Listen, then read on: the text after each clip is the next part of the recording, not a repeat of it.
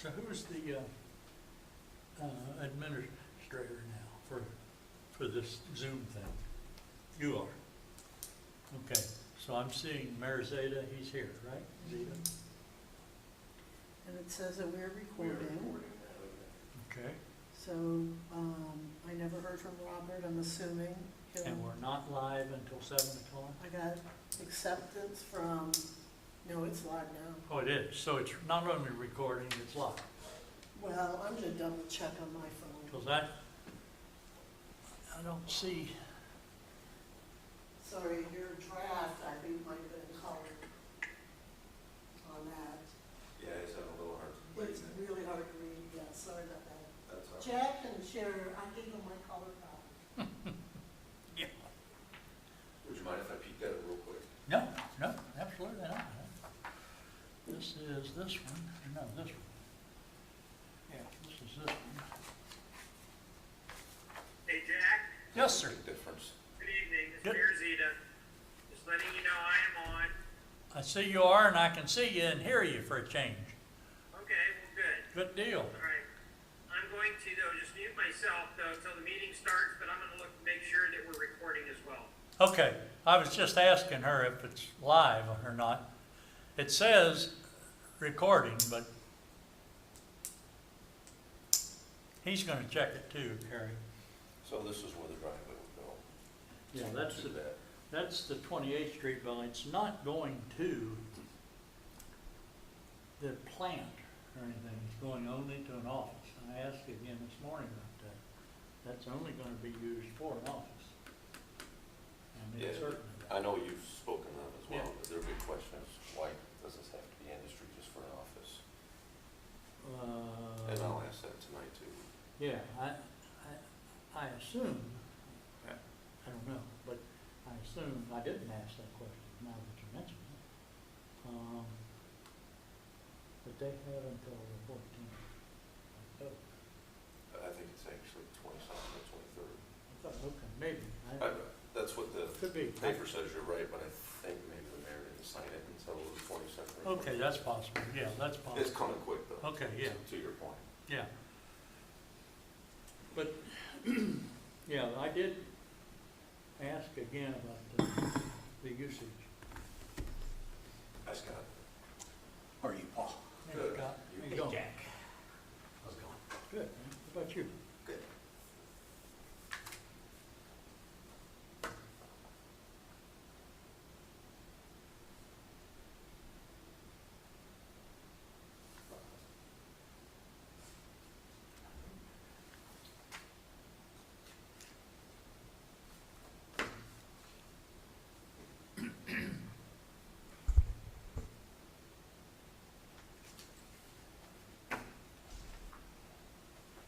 I guess they had their first wedding at Birdseye.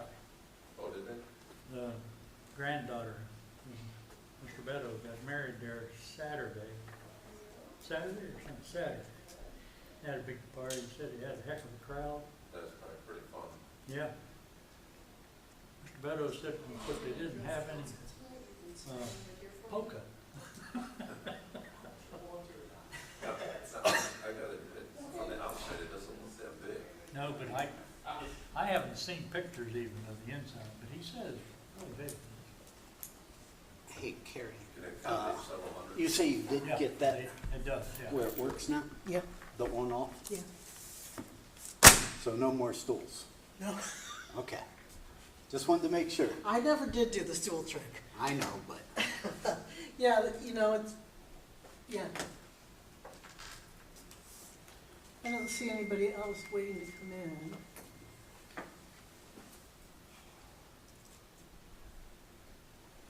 We are live. Carrie. Thank you.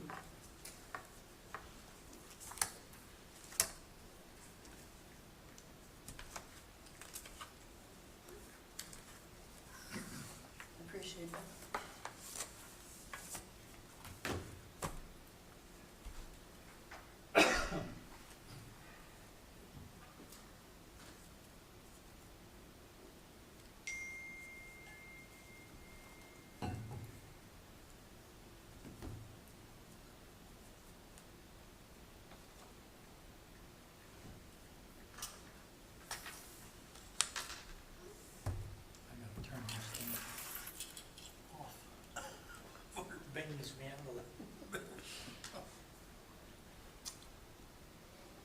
So how's that work if somebody, if a business moves into the city? Well, how do they get on the aggregate program for the gas and stuff like that? Huh? How do they sign up for the gas aggregate I have program? no idea. I wish they'd have just left everything the way it used to be.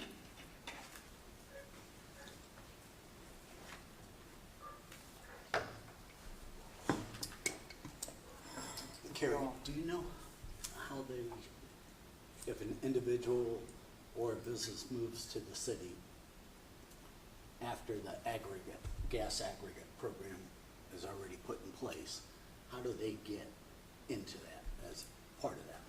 They might have to actually call and request it. I can check with Vivian in the morning. Yeah, if you would, I'd Yeah. appreciate it. And it's the gas, not the electric, right, that you, or Yes. both? Really both. but- Okay, yeah. Yeah. And then if you have a current copy of what that is, what those rates are. Yeah, it just came out. I mean, I probably sent it to you, Last week, yeah, maybe 2 weeks. 2 weeks. It's very, I remember looking at it, but I don't remember seeing anything in the mail. it was a recent update. But I'll get you a copy.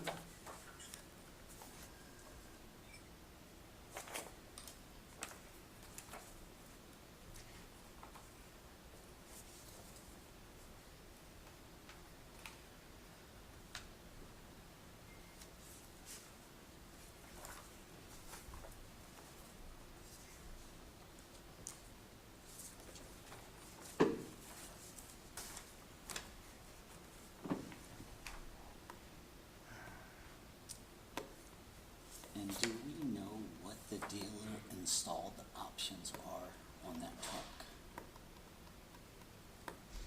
Aren't they in here? I didn't see anything that specifically called out that they were doing this or they were doing that, or this was a standard option and I thought we they, were just getting a chassis. but there's $58,000 in dealer installed options, and I just didn't know what that was. I meant to call Robert today, and I got tied up there.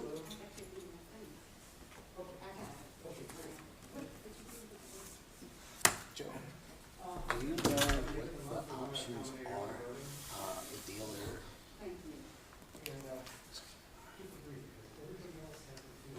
The dealer installed options, 57. I mean, yeah. I was telling Charlotte I was gonna call Robert today. Yeah, I didn't get a chance. I was in court. I was in trial all day, so. Yeah, it was a rough job.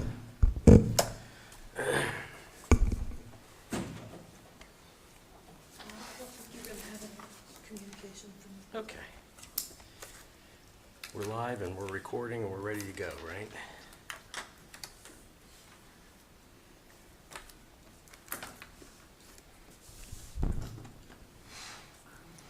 And we've got everybody done?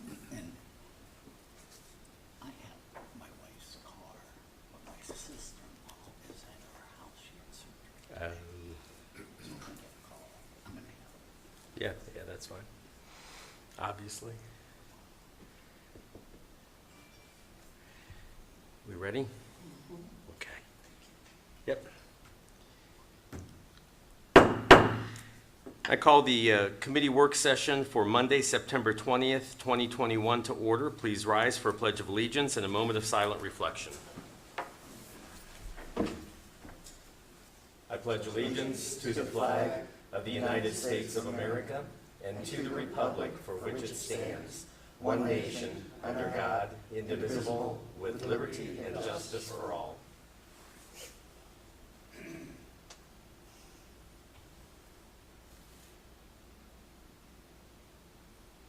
Thank you, everyone. Be seated.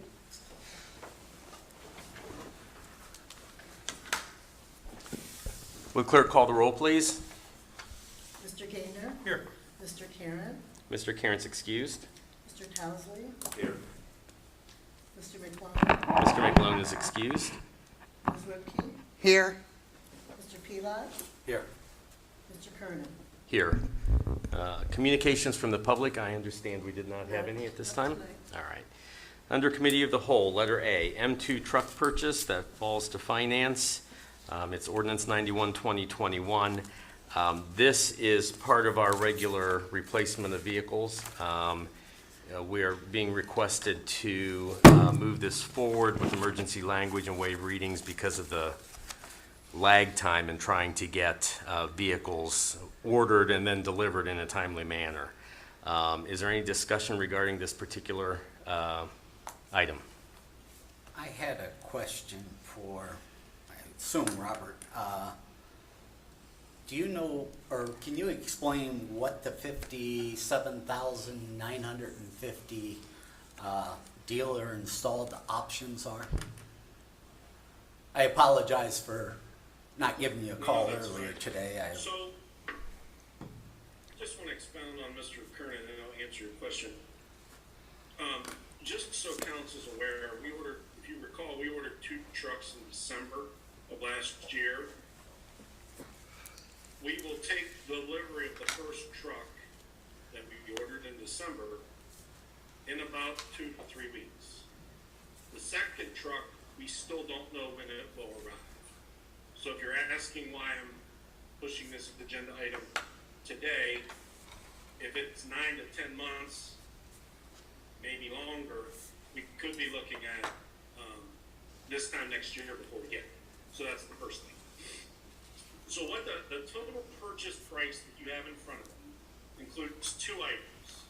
One is the truck in and of itself, just the chassis.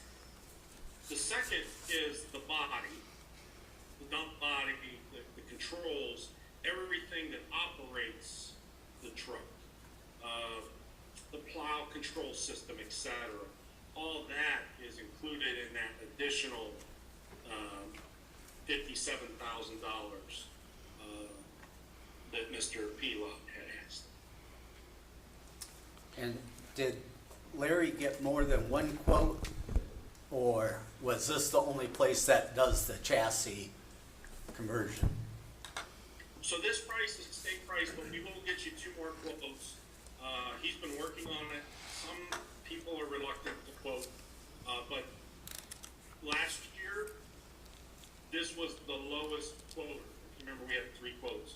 And I will make sure before Monday, you have 2 additional quotes. Larry was on vacation last night. That's fine. I'll make Thank sure you. we get our 2 other quotes. Thank you. Any further questions or? Yeah, I've got a quick question. Ms. Towesley? Is this truck adding to or are we replacing with this? So, it'll be a replacement vehicle. So are we trading in then? not sure. We will be trading in our 2014 vehicle when we trade this in. Will we get the information on the trade in or? Yes, I can provide that information. We do have that. It's around $70,000, I believe. Don't quote me on the exact number. But it's almost half of the truck's value, which is why we were trading them in. If you recall, on our capital plan, we talked about trading it in sooner so as to get a better price and to limit our maintenance costs because we still haven't found a mechanic to help us maintain it. Any further questions or discussion?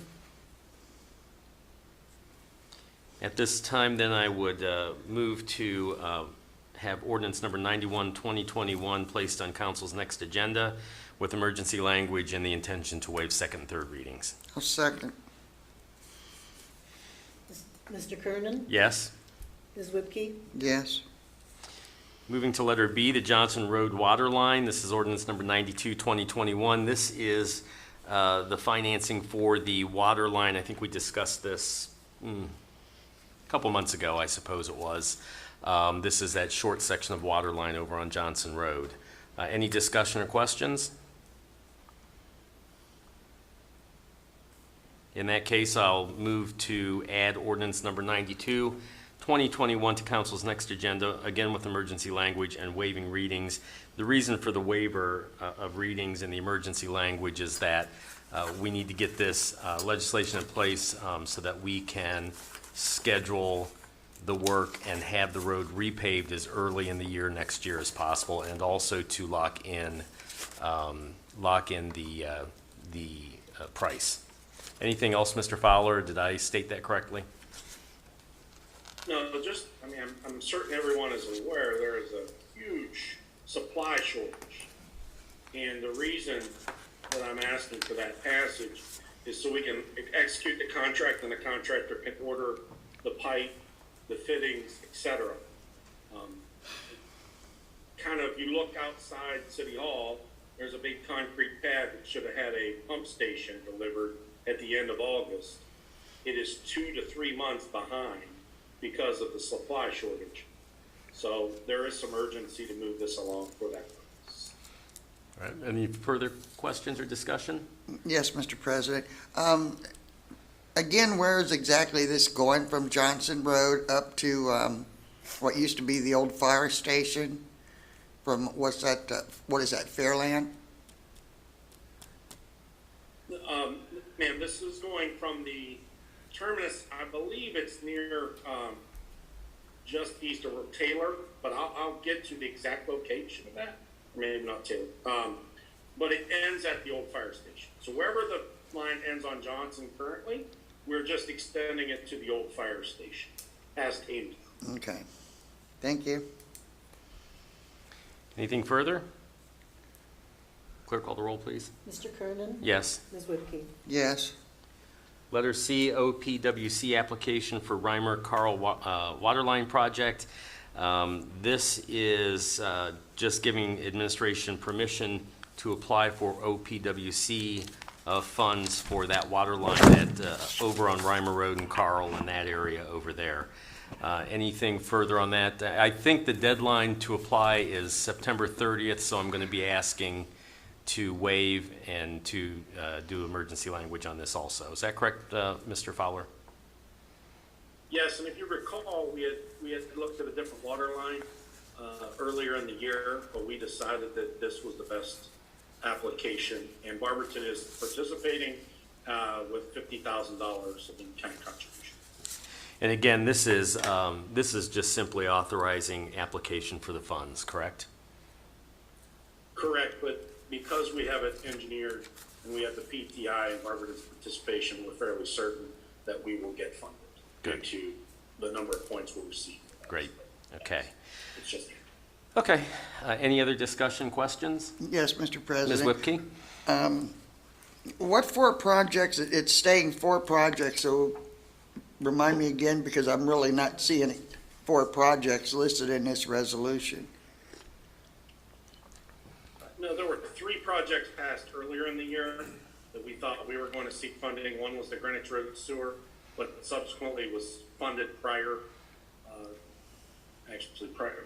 to this application cycle. The second project was Eastern Road reconstruction. There was an additional water line that we felt wouldn't score as well, so we wanted to add this water. So it would be this water line with Eastern Road will be the only 2 applications we're making this year. So this probably needs to be changed to include Eastern Road and to only say 2 projects? We passed a resolution in January that authorized the other projects, but we've subsequently, again, as we adjusted to their application, we won't be making those applications. And just to let you know, the clerk of council actually changed that to read 1, so I think we may have just got, that probably happened after we got the packet, so it's been corrected. Okay, thank you. Anything further? All right, I will then move to add resolution number 93, 2021 to council's next agenda with emergency language waiving second and third readings. I'll second. Roll call, please. Mr. Kernan? Yes. Ms. Whipke? Yes. Bird's Eye Barn TIF, Mr. Gaynor. Thank you, Mr. President.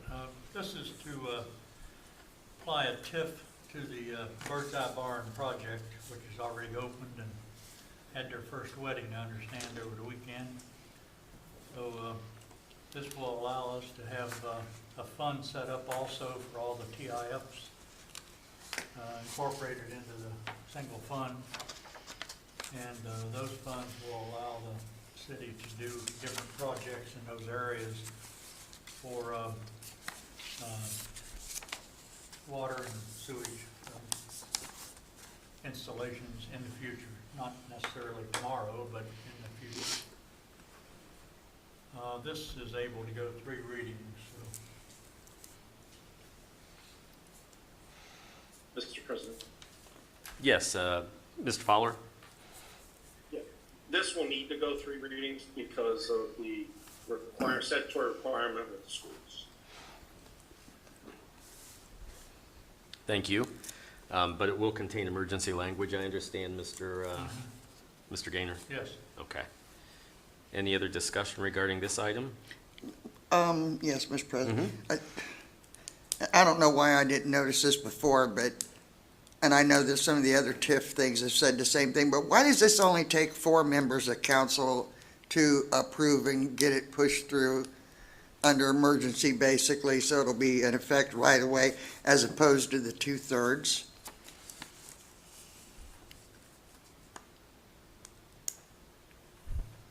I don't have the answer. Yeah.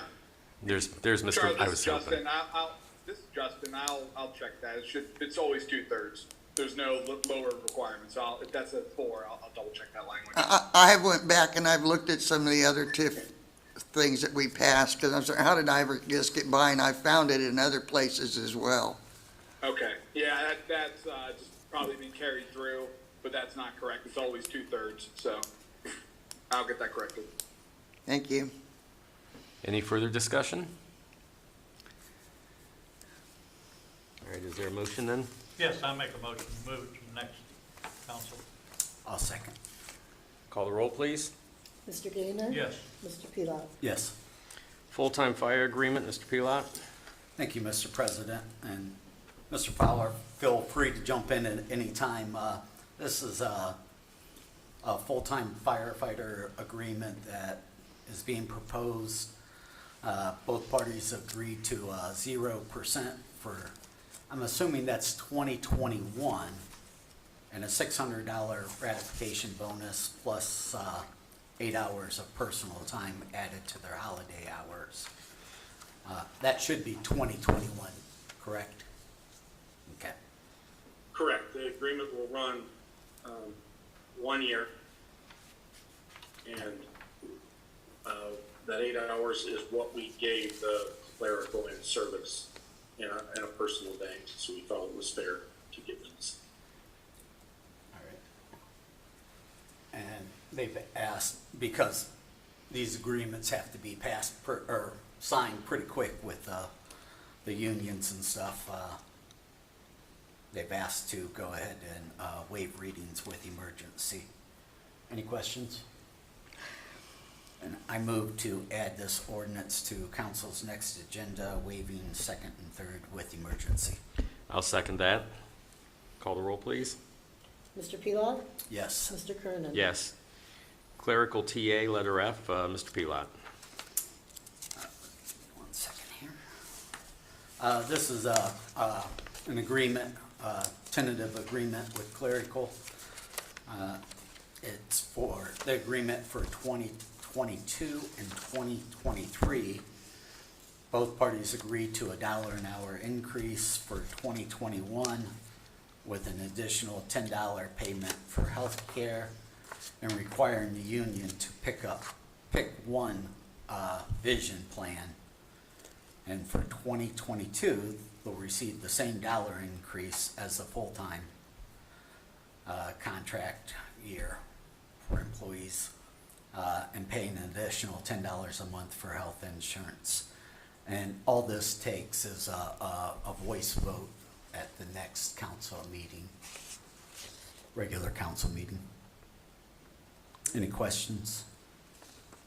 Just for clarification, their pay-in is $10 each year, so toward their medical. Correct. $10 and a total of $20 really, because it'd be 10 the following year. Be 10 each year, right? Right. Mr. Fowler, Mr. go ahead. Yep, it's actually $10 per month. So we'll be at $190 per month next year, and then $200 a month the following. So, no, I'm Go sorry. ahead. So we're giving $1 an hour for this year, for 2021 as well. No, man, that's 2022. It all starts, they took a 0 this year. Right. They got 0% reduced this year, and that 1 year, or that $1 will take effect January 1 of 2022. This And says, then, I'm sorry, this says both parties have agreed to $1 per hour increase for 2021. okay, it's 2022, I'm sorry. I will get that corrected. It is 2022 and 2023. Okay, 'cause that would make better sense. And then when you're talking, they're not paying anything for health care now, and they're just gonna start paying $10, or, because it says additional $10 payment. Correct. We currently pay, all city employees pay $180 currently. So next year, they'll pay $190, and then the following year, they'll pay $200 per month. That's a Okay. monthly additional cost to the employee. Okay, thank you. That's what I thought, but when you guys started talking, it doesn't sound right. Thank you. Any further discussion? Seeing none, then I will make the motion to add that to council's next regular agenda for a voice vote. I'll second that. Clerk, call the roll, please. Mr. Pelot? Yes. Mr. Kernan? Yes. Service TA, letter G, Mr. Pelot. This is pretty much the same as before, 2022 and 2023, $1 an hour per hour increase. And I'm assuming this is just 2022 and 2023. So with an additional $10 payment for health care, requiring the union to pick one vision plan. The contract also eliminated year one of the labor wage scale and added a pay differential to the foreman of 0.38% in 2022 and 0.5% in 2023. And same as clerical, this requires just a voice vote at next council. Any other discussion or questions? Yeah, again, we're not giving them anything for 2021, right? That's correct. Okay. There And was then, a 0% increase for 21, and then $1 an hour in 22. and explain to me exactly what's just a voice vote that means we're not going, It's not by ordinance. It So just- a tentative agreement, once it's reached by both parties, it only requires a vote of an affirmative vote of council. Should you reject the TA, then we'd go back to bargaining. But once both parties have agreed, council can do a voice vote, a tentative agreement.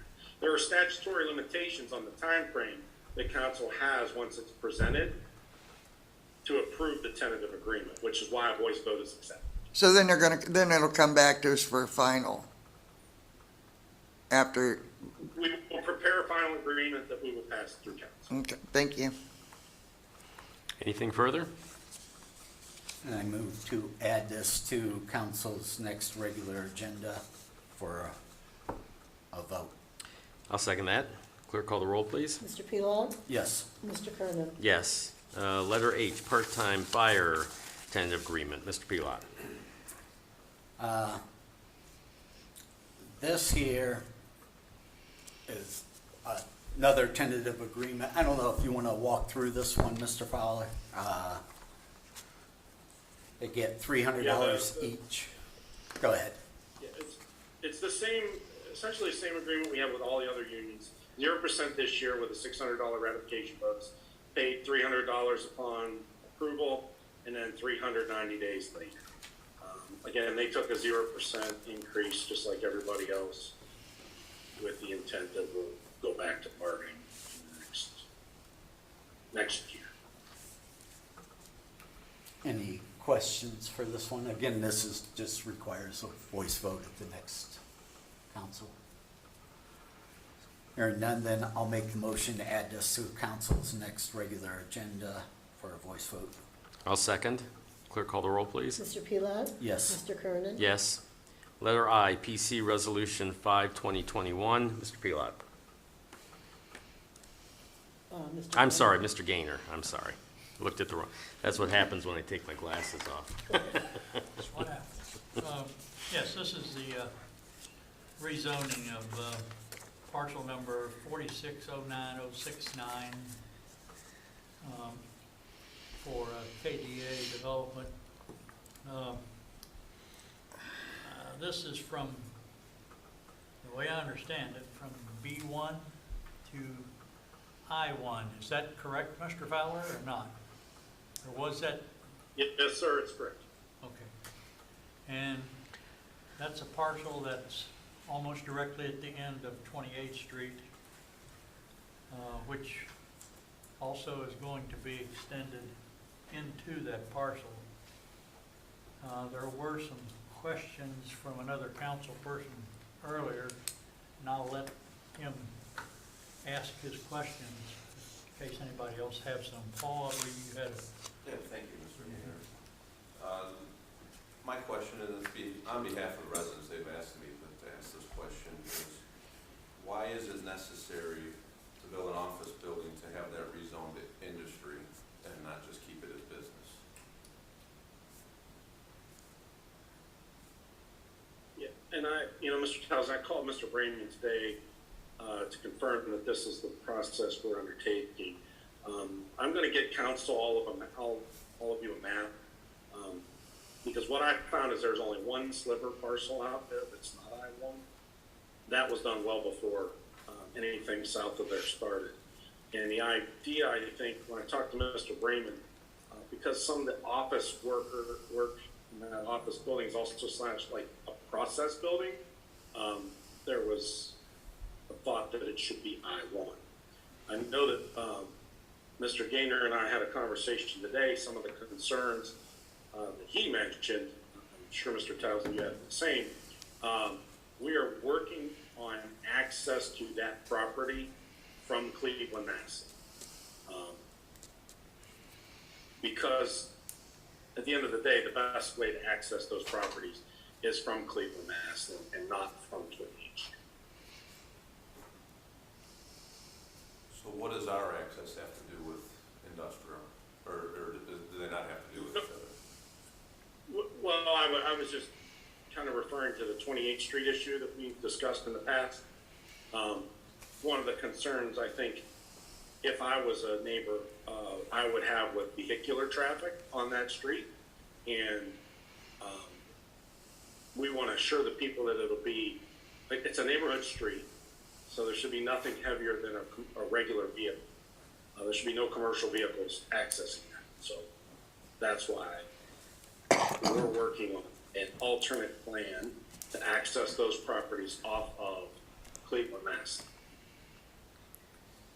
Okay, then I guess my next question would be, and maybe this would be better for Mr. Markey, I'm not sure, but assuming it were changed to I-1, is there anything we as a city can do to ensure to those residents that in the future large industrial business doesn't pop up right in their backyard?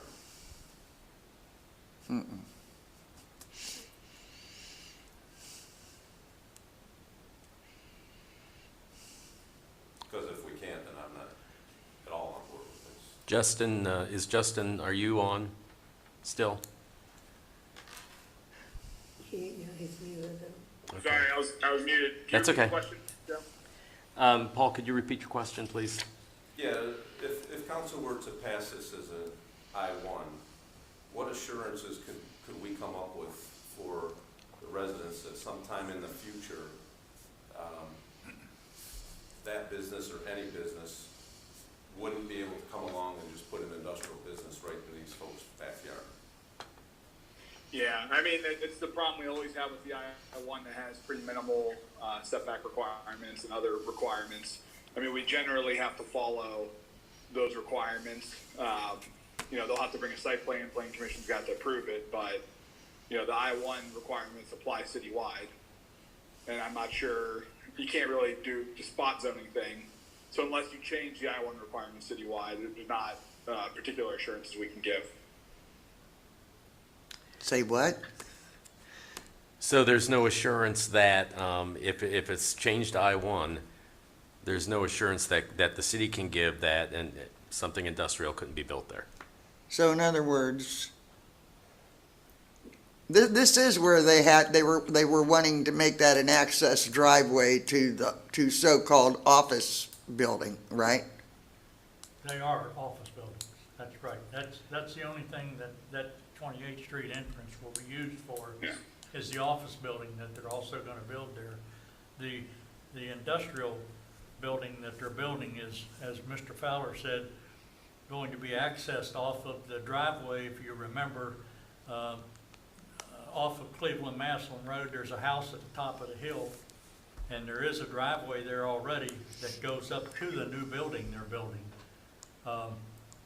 I thought you and I had driven up there, maybe you wasn't with me, but there's a driveway up there already, and I'm assuming that they're gonna increase the size and dimension and everything of that driveway to access the buildings that would be for industrial use.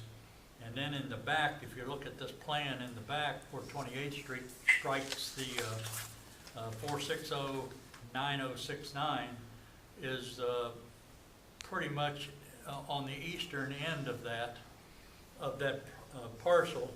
And the neighbors that Paul's referring to, the 4600068, I'm not sure, I didn't measure it. Would you say it's about 450, 500 feet to the house from the edge of the parcel? I'm saying from the edge of the parcel. It looks like it's around 400 or 500 feet to the nearest house.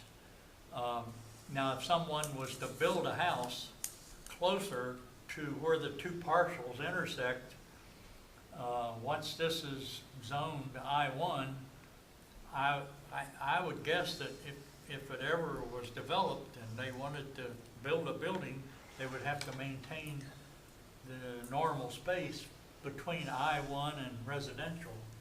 So I don't think there's, I don't know, Justin mentioned, I don't know of any way other than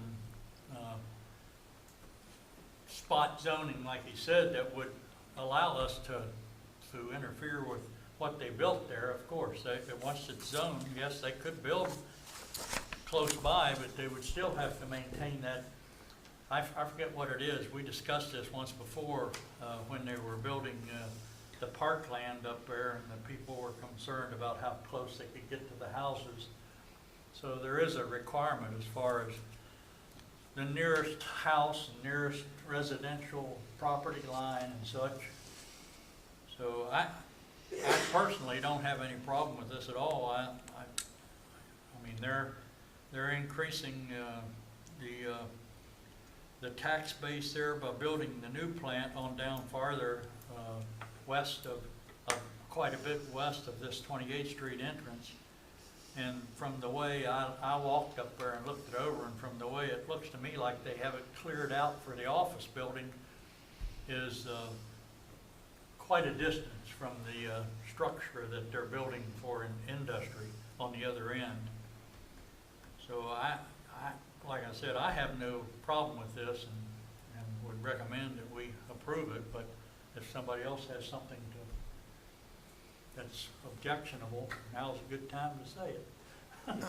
So we're still going to have the 28th Street entrance access to the office buildings, and then that's also going to extend to this other place that they're wanting to build now? No, not the way I understand it. That 28th Street entrance is for the office building only, and there's Okay. a separate entrance, as has been stated, a separate entrance that's going to come off of Cleveland Maslin Road, where that house is at the top of the hill from the existing driveway. You can drive up the driveway now. It's an open driveway where they're building the new structure. And the way I understand it, they're going to be putting a new entrance in from Cleveland Maslin Road to that building. So I would see, I mean, there may be a parking lot between them or something. I don't know. I have never seen their plans, but there could be a driveway between them or something, but it's not for deliveries or anything. We've been assured that it's strictly for passenger automobiles or whatever that comes to a normal office. You know, they might have a small truck or something that delivers paper for their copy machine or something, but it's strictly an office entrance, the way I understand it, off of 28th Street.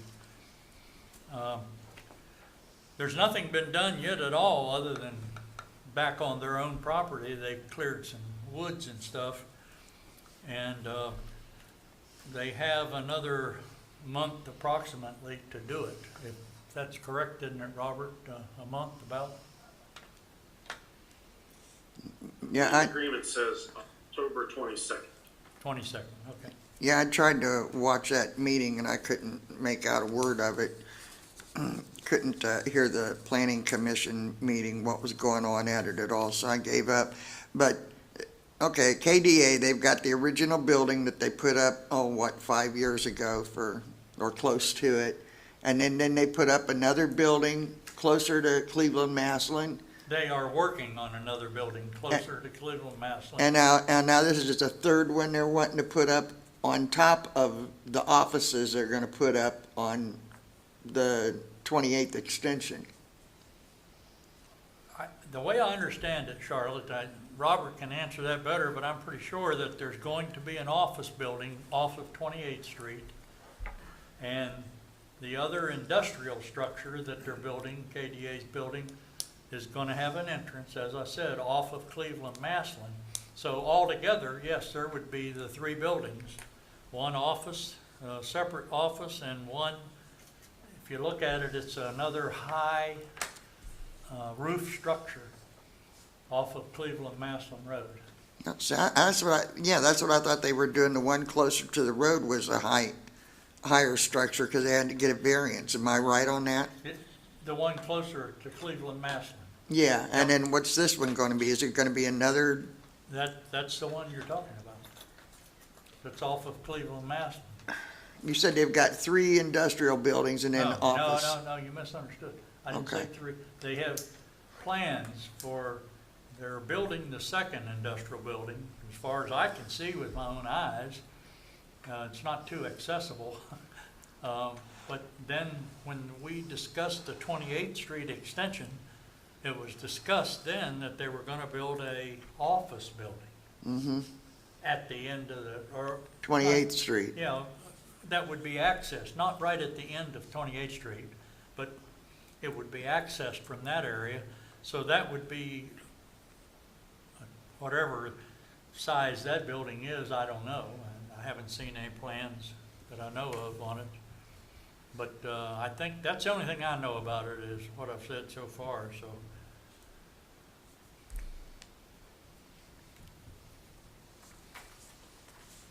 Any further discussion? I do have one more comment, and maybe question. There is going to be what's the word I'm looking for, a public Hearing. hearing on this in October. October 11th. October 11th, okay. I just kind of want to put that out there. Yeah, it's already been, Carrie's taken care of that already. So this will be going to 3 readings probably. It has to, it's a rezone. Yes. So I'd make a motion to move it forward if there's no other questions or comments. Well, I did have a question, but I don't know if it's really relevant to this, but I know I'd been shown some pictures of, that there were all kinds of, cans, for lack of a better word, containers where they were gonna put up something. What's in them that's just sitting out there? Do you have any I've idea? never seen them. Where are they? I don't, They were around KDA somewhere, and someone had asked me, so I don't know anything about it. I haven't been up there. I've been up there and I didn't see none, but they may be there. I don't know. Okay. Might be for storage for their facility there or the other company that took over their first building. Okay. Any further discussion? I'll second that motion that he made. There's a motion and a second to add PC Resolution 5, 2021 to the next agenda for a first reading. Would the clerk call the roll, please? Mr. Gaynor? Yes, Mr. Pelot? Yes. Letter J, tap-in fees, ordinance 84, 2021. Ms. Whipke? Thank you, Mr. President. Well, I've tried to make myself as clear as I can. I don't want to do anything with 84, 2021 until we've redone 92, 2017 to basically be in compliance with the 136, 2020, I think it was, as well as the 84, 2021 as proposed. I think everybody's got a copy of them. They should have been able to look at it now as to what the explicit difference is. I never did get a response as far as, are there some houses down there starting from 76 that don't have access to sewer yet on the Cleveland-Massillon Phase 1? Because I keep getting told that there's people down there that don't have sewer access close to 76 and Osier.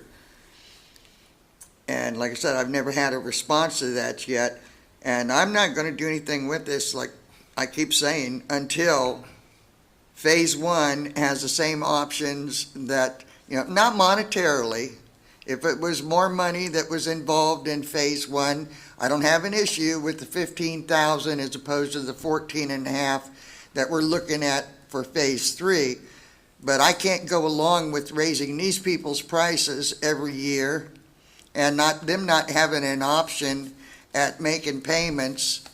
As I understand it, there was Mr. I think Milo Milkovich that he has tied in, and that he had tied into the sewer down there around the school, the rental property right in front of the new school, high school, up through there. And then he had tied in last December 3rd, if that'll help. I believe it was December 3rd or December 4th. I had it written down here somewhere. But that he had tied in, and I believe he would have been paying the $16,000. So anybody that may have tied in, I think that they ought to be given back that difference as to what the original was from 15 instead of paying, because it's up to 16.5 now. And I don't see any justification for saying the people down in Loyal Oak gets these options, and the people down in Phase 3 get these options, but the people in Phase 1 do not. So that's what I've been saying that I wanted as far as standardizing all the tie-in benefits. I don't know how you're going to do that when we have various ways that we end up with our sewer lines going in, and water lines too, for that matter. We've got the petition, like what happened down in Loyal Oak, where it was actually asked for and stated that the developer or whoever bought the property would pay for it. Then we have the mandated area, Nash Heights, where those people had no choice. That was by the county and EPA.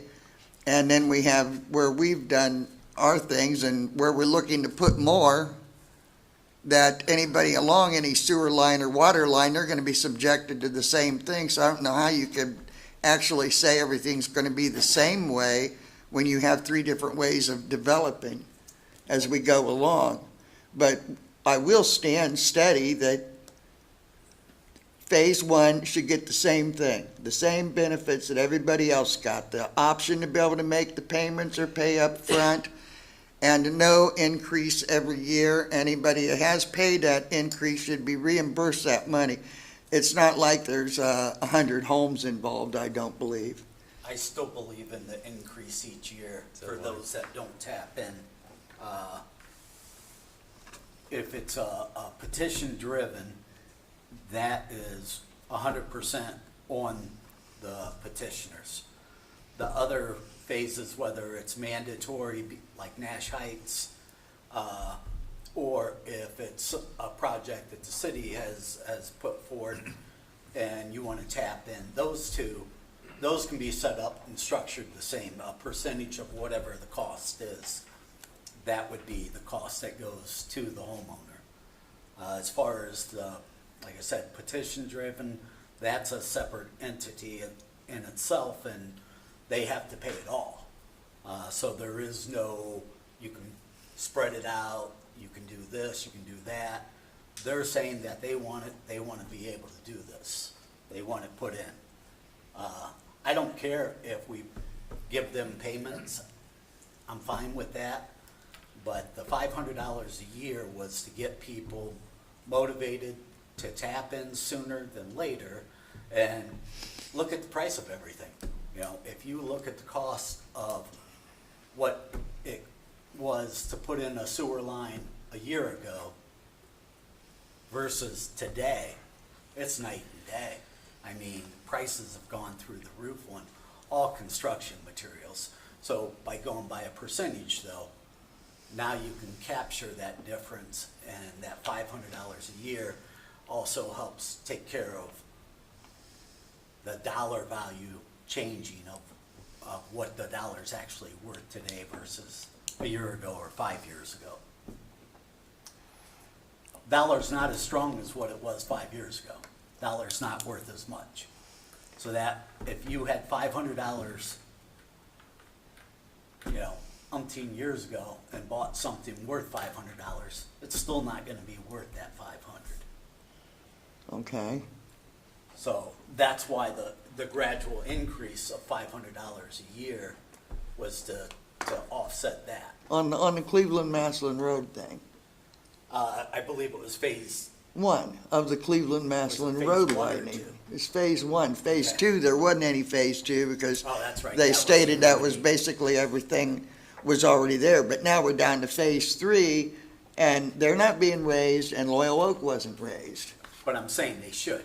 I mean, I agree that we need to be consistent across the board as far as if it's apple to apple. But if it's petition driven, that's not, that's separate. I think that you should have that increase each year, whether it's phase 3 or Cleveland Maslin Road, whichever it is. Those should all be consistent. They should have the right to put it on their taxes over a certain period of time, and with that gradual increase each year. This isn't going on their I'm taxes. saying, I believe that it should. Okay, so you don't They should even, be able to spread it out. you don't even like the idea of it going on their sewer bill. Taxes, sewer bill, I don't care which way they do it. Well, then that raises another question. If we do put it onto the sewer bill, then can these people actually deduct it off of their taxes? Or are they just lose that option because it's on a utility as opposed to being assessed on their actual property? You know, when you file your taxes every year with the state and the federal, someone had asked me about it and I could not answer that question. Well, I don't know because I'm not a tax attorney, but I will tell you this. If somebody needs to pay an assessment and we don't have the acceleration clause, we as the city are paying interest on that money that they're not paying. That means you all get to pay that interest and they get to use that money for free for up to 10, 20 years before they decide to tap in. And that's not fair. If they need to tap in and they don't tap in right away, the next year there should be some acceleration to cover the cost of using the city's money, because that's what they're doing. So they need to make the rest of the citizens in the city whole by paying that money back. That's one reason for the acceleration clause. The other reason for the acceleration clause is to try to encourage people to tap in more quickly. Now, whether that works or not, I don't know. I don't know. To me, that's not the biggest point. The biggest point is that the acceleration clause is needed to make the city whole because we're paying service on that money, and that needs to be reimbursed to the city. That's why I support the acceleration clause. The other stuff about making payments and things of that nature, making payments to me is something that should be for people who didn't have a choice. We were ordered to put something in, we put it in, they have to pay for it. I understand not everybody has $15,000 sitting around to pay that, so I understand them having to make, or wanting to make payments, whether it's on taxes or sewer bills or whatever it is. If somebody petitions, then they ought to be prepared to pay for that, for their assessment then, if they petition for it. Let me go over this just a little bit. It gets pretty convoluted, upsetting here, convoluted, or whatever the word is. We're saying the people at Loyal Oak petitioned. Was it only the person that bought the Meaden place that petitioned? It was him, right, only? Okay, so the other people who are wanting to hook into that particular line, they didn't ask for the sewer, but now if they want to hook up, they're going to hook up and they're going to have, I think they should have. I don't know how anything's written today. I'm no lawyer and I can't read it and understand most of it, but if the people in Loyal Oak and the people, whatever phase it is, that had the new sewers put in, phase 2, is that phase 2 down to 76 there? Phase 1 is up by 76. On this side of 76. Yeah. Okay, so if phase 1 and Loyal Oak, I think they should be allowed to put the installation assessment on it, on their taxes. I think it should be allowed to be put on their taxes. And as the people in Loyal Oak pay that assessment, of course, the person who paid the 100% for the sewer and water up to his property would be deducted from his assessment of the 100%. So then those people also, I think those people also, I agree with Joe and Scott on that. I think that it wouldn't, I don't think it's overbearing to require them to pay, if it's the 500 per year, for every year they don't hook up. I don't know how many years that's set up for. Is that set up for a 5, maximum 5, or what? I think it's 10, 5 for business, 10 for residents. 10 for, no, I'm saying for the increase per year. Oh, that's every year up, it depends on when it ended. I think that one's, phase 1 is 2019. Okay, And well, one- what I'm getting at Or is, what I'm getting at is, 2029. I think that, I don't have a problem with the 26. $500 per year increase for every year they don't hook up, but in return for that, us recouping our 3% interest, in return for that, I think all of those people in phase 1 and Loyal Oak who hook up, no matter what the line, who paid for the line originally, no matter who paid for it, I think they should have the option to put it on their taxes.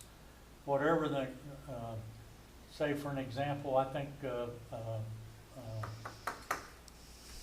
Nash Heights had the ability to put it on a little longer because they were forced into it from the EPA and Health Department. But these people down there are not forced into it, so maybe their repayment period might be set up a little less. But I believe that all of those people hooking up the sewers down through that whole area where the new sewers are going in, they should have an ability to put it on their taxes yearly and pay for it yearly on their taxes. Because I don't know about you, but like Joe said, I don't have $15,000 to or 16, or if I wait another year, or whatever it is. I don't have that kind of money, most people don't. The businesses should be lowered amount of time they have to pay for it. But as far as petitioning, the way I understood it, it was only the person who petitioned for the 2,000 and the 1,000 foot of sewer and water. So, and they're going to be hopefully given some time to pay also because of the vast amount of money that was involved. So I don't have a problem, Charlotte, with the $500. What I have a problem with is I think everyone should be allowed to, and I think they agree, everyone should be allowed to have it extended over a period of time, 10 years, 20 years, whatever is decided. I'm in favor of it. But I also believe those people who have already paid the $500, they've paid it. So anybody in the future that wants to hook up, they should have that in mind, that if they don't hook up soon, it's gonna cost them more because it's costing us more as a city to pay for it. So I don't really have a problem with the 500 extra, but I think it should be publicized widely as it was done over here at Nash Heights for the people who were not in the mandated area. They were given a certain amount of time to hook up, or they would be charged the extra. If you remember, they would be charged the extra per year for hooking up late.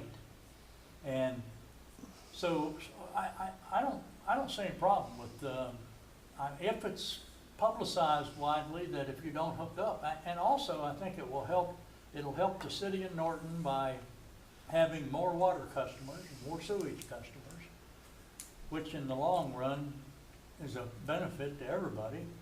In the future lines, any future lines that we ran, I think it should be set up the same way unless it's mandated.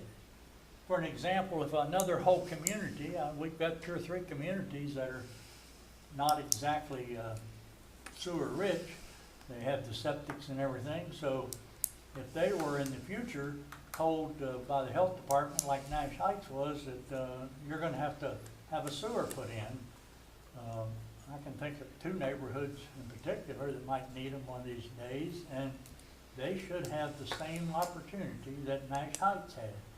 And if it's a percentage basis that the city's going to pay and the individual's going to pay, then I'm sure we could come up through administration with the percentages that's been applied in the past and apply them in the future to the approximately the same percentage. Of course, it's going to cost more today for any sewer or water we put in, and next year it's going to cost a little more. So that $500, truthfully, is a heck of a deal as far as I'm concerned about a yearly increase. I don't think that's unusual. I mean, outrageous.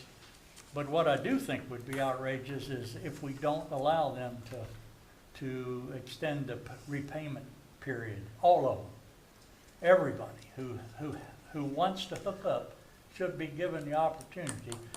And I understand that they're being told now or allowed to put it on their water bill. I'm not too sure that I would like to see it go on the water bill. Who's collecting the water bill? Barberton. Who's banking that money and making interest on it? I would think that it would be Barberton. I would prefer that myself that it would be put on their tax duplicate, and they would pay it with their taxes every year, just like everybody else does. You know, but that's up to you, Charlotte. You want to pass it on or not? That's your ability. But I think that can be written. I'm sure they can write that up and include the $500 increase, but also include the fact that we give them a certain time period. This could be decided on time. You know, the other people that are here can decide on the time period, but I think it should be a time period for sure. And that's my cup of tea.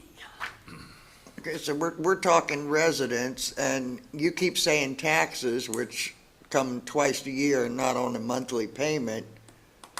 So they would still have to come up with, what, 6 months' worth of payments on their tax duplicate then, Well, twice a year. whatever it is, however it's billed, Yeah, I don't really know which one would be easier to be paying a sewer bill that high or not, but it's not our utilities, both the water and the sewer, if I recall correctly, belong to Barberton. They'll be the one that's coming out ahead on the utilities, period. And if we're wanting to charge $500 per resident, if they don't tap in sooner,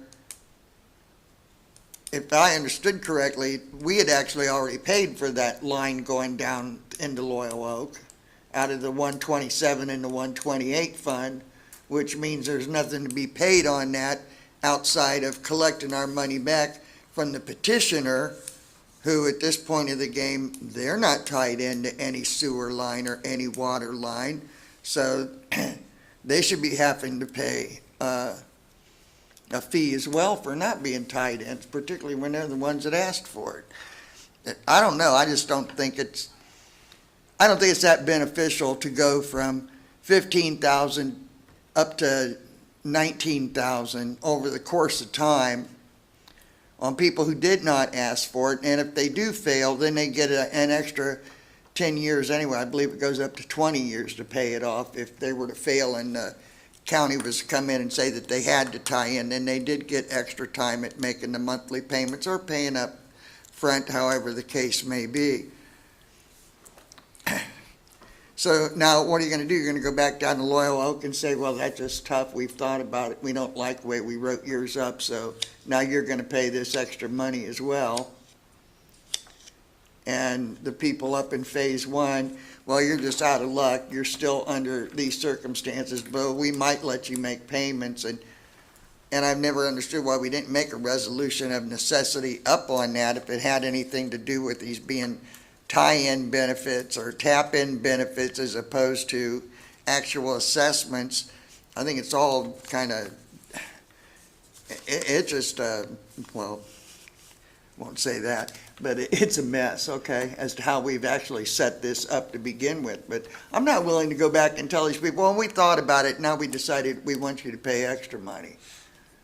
After we present it one way, when all I was asking is make an equitable for the other people that's already had the water lines and the sidewalks and the sewer lines put in front of their houses, maybe or maybe not, depending. Mr. Fowler? As Mr. Gainer stated, the project phase 2-3 or phase 3 or however we're quantifying that, those were all made before I got here. But that sewer line is part of the project for which there was debt issued to pay that street improvement. And if you don't escalate that cost, then the city's covering that interest for all those people for that portion of the project. So essentially you're giving me 0% loan when the city is paying 3%. Going to Nash Heights, there is a percentage of interest on that project that the city was covering, which is why we put forward a escalator. So it's our recommendation that this ordinance include an escalator, much like the rest of the projects. I think we can start from today. I'm sure the heads can get together here and start from today and come up with an escalator being the 500, and also equalize it by giving these people an opportunity to pay over a period of years. Charlotte, just before it skips in my mind again here, you mentioned a tax to bill every 6 months. I don't know about most people. I believe most people have a mortgage, and that normally the taxes, they don't have to have, but normally they're in escrow. And so they do pay it monthly with their mortgage payment. Right. I'm saying most, maybe it's not most, but I expect that it would be a bigger percentage that would pay it monthly than would pay it yearly or 6 month wise, quarterly or whatever. But like I said, I don't have a problem with the $500. Paul, you haven't spoke on this. I don't have a problem with the $500 that we're paying. I'd have to sit down mathematically and figure that out at the 3% that the city's paying and how many $500 payments we would realize, but you'd also have to realize it would not only be the $500, it would be the water bills, the sewer bills, the just different benefits to in case there was to be a project built in that area where the sewer line was. It would benefit the city as far as infrastructure and everything. So I don't know. What do you think, Paul? Well, my biggest thing is I think it should be equal across the board, and I think everybody agrees with that. Yep. I think Mr. Kernan makes a compelling argument for the steps every year. For me, my biggest issue here tonight is that, in my opinion, we should not leave here until we have an agreement of some sort that we can give the administration direction.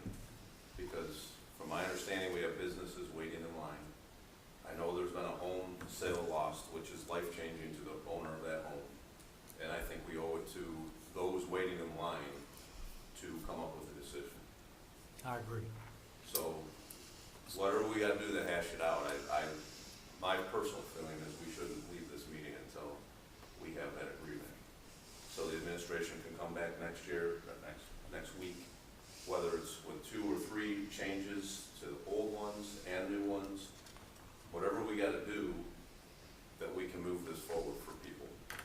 I have not met the homeowner who lost the sale of the home, but I know if that was me, I might have had another house contingent on it. That's a pretty big deal. And if you're a business, that's who knows how many thousands of dollars that you can't do your business until you can tie in. So that's pretty much where I stand. If everybody wants to take a look at ordinance 84, 2021, and add it in that ordinance, the $500 increase per year, would that meet everybody's concerns? Granted, this has a specific dollar amount in it. However, Justin would be able to have the dollar amount, but also show it as a percentage of the cost of the project. And we can just make that a standard percentage, whatever that is gonna be, a standard percentage cost per benefit. Right now, this one here is 14.5 per benefit. Gives them the option of putting this out there. I think it's over, has a 3% administrative fee equal to 3% of the installment. I'm not sure if this goes on the taxes or. Well, it says It was in supposed to- section 2 that the benefit charged in full at the time of the tap-in or may select to pay monthly installments as part of a payment plan. I don't have a problem either way, truthfully. I think anybody, I think we should Yeah. ask Ms. Keener, what is going to make the best sense? Is this going to be on the taxes, or should this be on the monthly sewer bill? Taxes. Did you say taxes, Ms. Keener? Yes, yes. So that allows them to keep the payments straight. They know who's paid what. If the property sells, then, in my opinion, that should have to be paid in full, whatever would have is to be. left. 'cause it's in If we could draw something up along that line, if everybody's in agreement. well, it's in the form of a lien, when it's paid through your taxes. there's a lien on it, so it has to be satisfied when the property's Right. sold. Right. So I believe it should be on taxes, and Yeah. I'm not gonna argue over sewer bill or whatever, monthly water, but I believe personally, I would prefer it be on my taxes if I was gonna have it done. So I would recommend, Charlotte, that you pass it, push it on through, but with these recommendations, think them over and ask the administration to make these changes that are necessary to make it equitable for everyone and also for the city. You know, it would, If they make those changes, we can address it during committee of the whole at the beginning of the next meeting and make sure that you're in agreement with it. If you see it come out, or as soon as administration has a draft copy of it, send it out, and anybody with any questions or concerns, fire those questions back to administration, and then get them hashed out during the week, and then by next Monday, we can just go ahead and go over it, vote on it, add it, and go from there. If you're if you're putting it on your taxes, then there is no use for a 3% administrative fee coming to the city. And then I believe there was also a clause in here for, Why wouldn't there be a 3% administrative? if it's going on the taxes, why would it? We're still covering the cost. yeah, we would have to pay the cost and then, You're still, So you're gonna have still a- paying the 15,000 up front. You're gonna have the city pay, or the city's gonna get paid an administrative fee, and then there's gonna be an administrative fee paid to the county as well for it being put on the taxes, and their fee paid to the I don't know. county. You're asking. I don't believe so. Mr. Fowler, or And what about Ms. Keener? the interest on those? county doesn't charge, do they? Yeah, the county does charge a fee. What's their fee? I'm not sure what the percentage is. I Off the think- top of my head, I can get that to you guys. But that's, If we could find that out, and whatever it is, as long as, 3% is covering both of them, the administrative and county, that would be the best route. I don't know if that's possible or not. And then you wanna add on a $500 increase every year that they don't tie in. Correct, on the ones that they have the option where it's not mandatory. So in this ordinance here, yes, because. Well, until this county, any of these people in phase 1 of the road, the Cleveland Maslin project, Loyal Oak, or phase 3, it's not mandatory for any of them until the county and the health department comes in and says that they have to, and then it's mandatory. They have no choice. Right. We are adding, in my estimation, the $500 to cover the cost of that money that's not being paid into the city. That's what the 500, it doesn't matter whether it's mandatory or not. That money is, we've paid out X number of dollars. I decide I'm not going to tap in for 10 years. All during that 10 years, that's money that the city doesn't have from me to use on other projects. That they have, and there's the time value of money involved. So again, $15,000, I mean, hell, you might as well wait.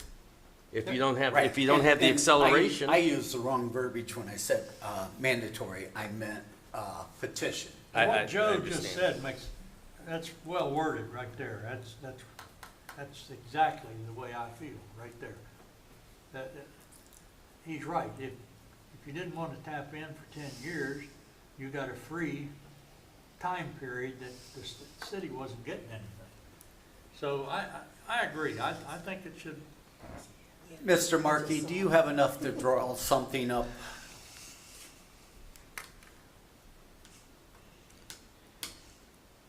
Is he on there? Well, I thought he was. I don't see Right there at the bottom. Trying to connect that to audio, he probably got knocked off, Okay, but he looks like he's, according to what I'm saying, it looks like he's trying to connect back to audio. okay. Yeah, I don't see a microphone. No, he was in the waiting room. Mr. Fowler, can you get with Robert and revamp this? Yeah, So as I see it, at least from what I've heard, and the comments before, it sounds to me like the majority of council is in favor of the $500 increments. If, So that should be added.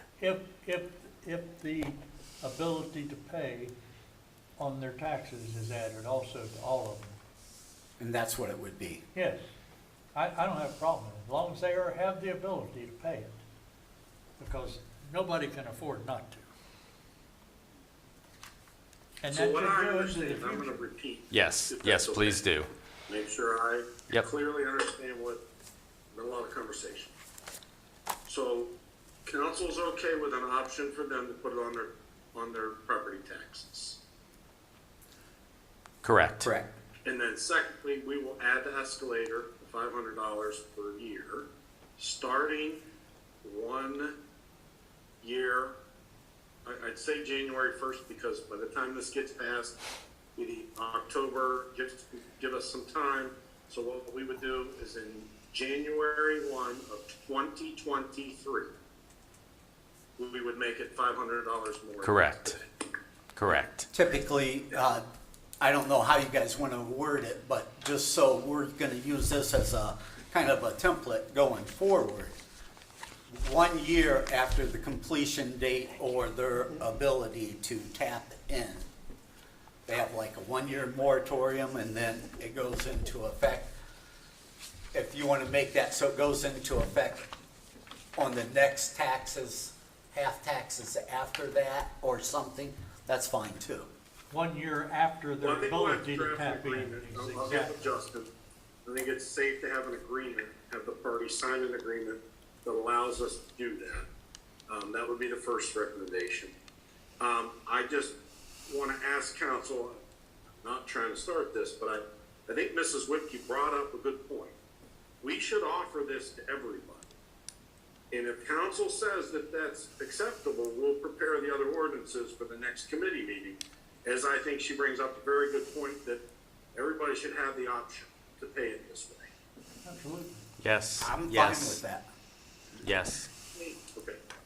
and one other, Robert, or, Joe? Yeah. One other thing that I heard though was basically the 500 was with this last, project. So, because we're going to 500, you're looking at a percentage on any projects that are forthcoming, and whatever that rate is, you want that same rate applied to other projects, correct? Not the, if I may. Yeah. Percentage of the total cost, that's the benefit cost. That's the rate I was referring to. So if the project was, $185,000 divided by 5 homes or whatever, and, we decide that we want residents to pay 47% of the cost, whatever that percentage is, that stays the same. So it's a percentage of the total cost. And then the 500, that stays the same. There's no rate adjustment, Okay. there's nothing on Okay, that. got it. That's right, and I believe, if I'm not mistaken, Nash Heights was in the neighborhood of 42%, I believe. Somewhere around in there. I'm pretty sure it was 42. I'm sorry. Go ahead, Paul, go ahead. Can I add, just for clarification, maybe it goes without saying, but the accelerator would cap after 10 years. It wouldn't just go continue. Yeah, That's good what's clarification, done. but yes. Yeah, that's reasonable. I I think, don't have a problem with that at all. I think the one went through 2026, if I'm not mistaken. One other thing while we're on the Yeah. subject though is the question Charlotte had about the house mayor. You might know the answer to this right off. The last house on the left before you get to Interstate 76, I thought it was an address on Oser, she says it's listed as the address on Cleveland Maslin, but there's no driveway on Cleveland Maslin, and I just wondered if they might have that house. It's where the front door is at. A driveway doesn't matter. Well, that's what I'm saying, I didn't see a What are front we door. referring to, Jack? On, as you're going north on Cleveland Maslin, the last house on the left, which would be the first house past Oser, is where she's saying that they're saying there's no sewer, and she also said she thinks there may not be a sewer, the last couple of houses before Oser. You can maybe clarify that, did they or did they not run the sewer and stop it on the south side of Oser? Because I can't remember while they were doing it, I don't remember what the plan showed, but I thought the plan showed going to Oser. I thought I saw something there to do with the elevation. There was some issue there with running the sewer. Well, if we had a contract with the company that ran the sewer, and the contract called for them to run it to Oser and not to the house past Oser, then I could understand why the house was not included. But if we had a contract to run it to Oser and the two houses before Oser were not included, then there's something wrong. That they should have been if they weren't. I don't know what the contract called for.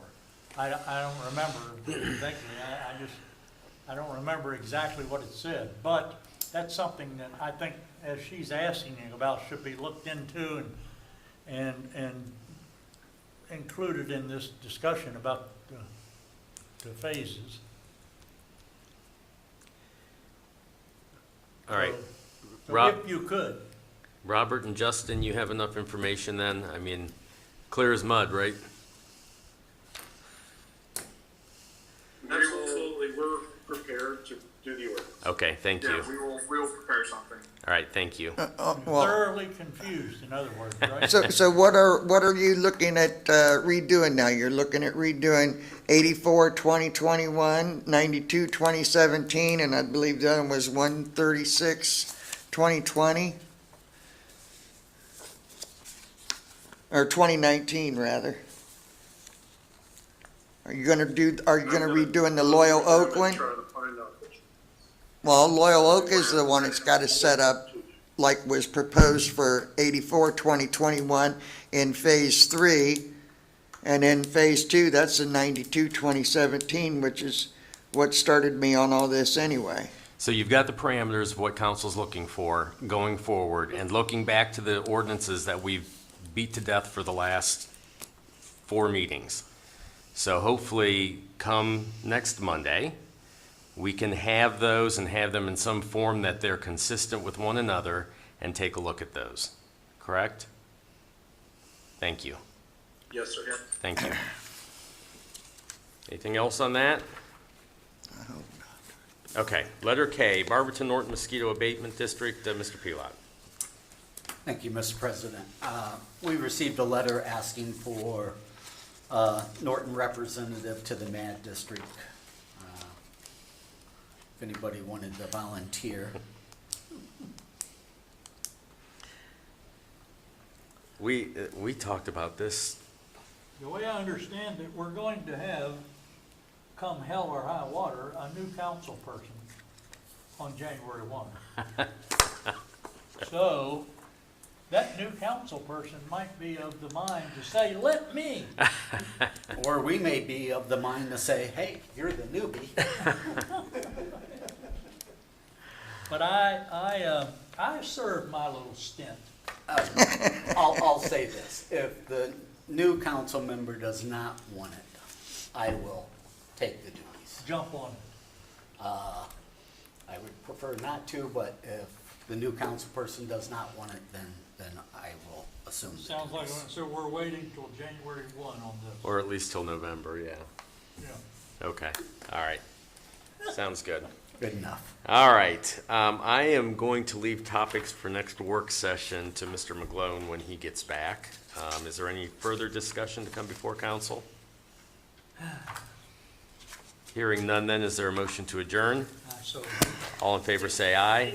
Aye. Yes, wait, yes, Mr. Zeta, sorry. Yeah, I will announce it next week, but I just wanted to announce tonight. I know that I see from time to time, there's been questions as to trick or treat for Halloween.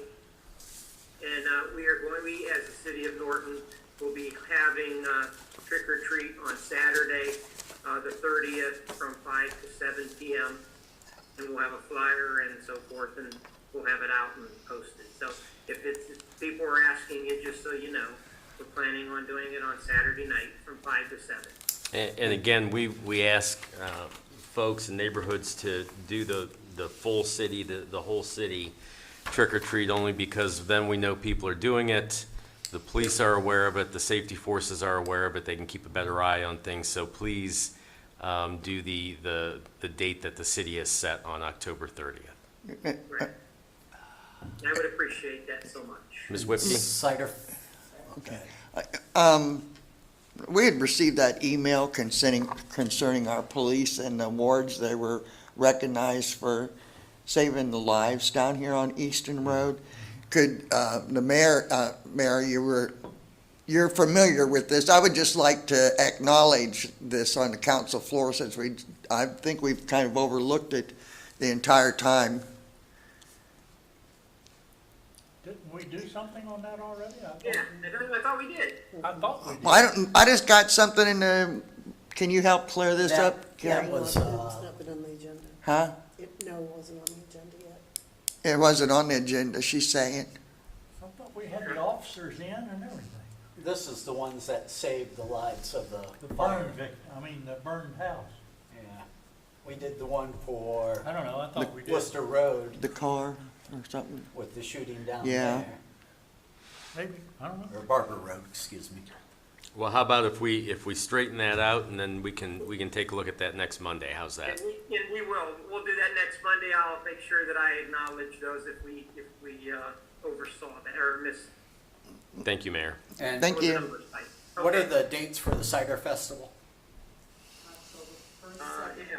Yeah. October 1st, 2nd, and 3rd. There we have it. All right.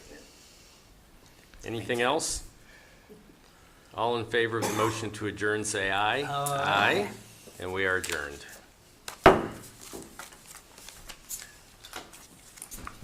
Good job, ladies and gentlemen.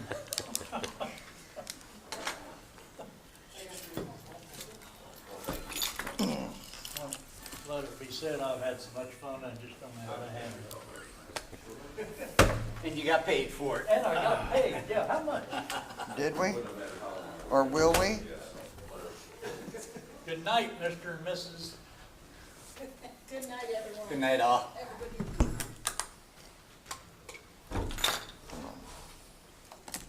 Go home, write a good story, will you? When do I write that story? Never, you got, never. Don't you forget what I asked you to write either. I will. Okay. Yeah, I thought, Carrie, that was something where they were being recognized by I thought the state of Ohio. I don't know. They are in October. And then, Maybe that's what it was. yeah, but we, I don't think, did anything No. Well, we specific. should, if we Yes. did, absolutely, we should. There was a big dog and pony show in the basement of the fire station, where they got all their medals and everything.